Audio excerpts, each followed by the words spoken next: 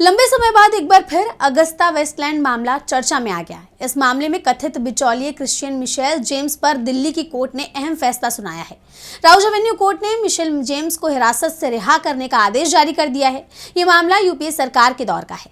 अब कोर्ट के इस फैसले पर क्रिश्चियन मिशेल जेम्स का बयान भी सामने आया है। तो क्या कुछ बोला है मिशेल ने और क्या है पूरा मामला, जानेंगे इस रिपोर्ट में। ऑगस्टा वेस्टलैंड का मामला फिर चर्चा में है। 3600 करोड़ रुपए के ऑगस्टा वेस्टलैंड वीवीआईपी चॉपर घोटाले के मामले में कथित बिचौलिए क्रिश्चियन मिशेल जेम्स को दिल्ली की राउज एवेन्यू कोर्ट से बड़ी राहत मिली है। अदालत ने मनी लॉन्ड्रिंग मामले में जेम्स को हिरासत से रिहा करने का आदेश जारी किया है।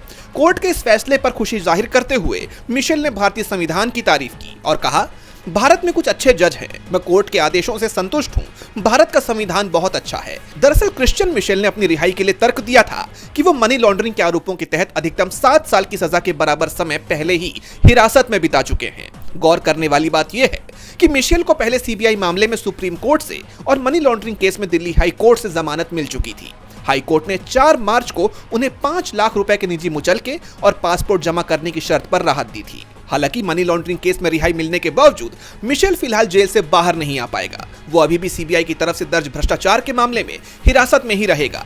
इसी तरह की एक रिहाई की अर्जी सीबीआई केस में भी पेंडिंग है, जिस पर राउज एवेन्यू कोर्ट ने सीबीआई को नोटिस जारी कर जवाब मांगा है। अदालत इस मामले की अगली सुनवाई 22 दिसंबर को करेगी।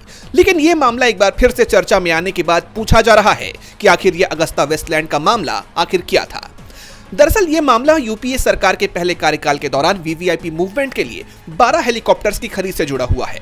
3600 करोड़ रुपए के इस सौदे में बड़े पैमाने पर रिश्वतखोरी के आरोप लगे थे, जिसमें कई राजनेताओं और सैन्य अधिकारियों की भूमिका संदिग्ध मानी गई थी।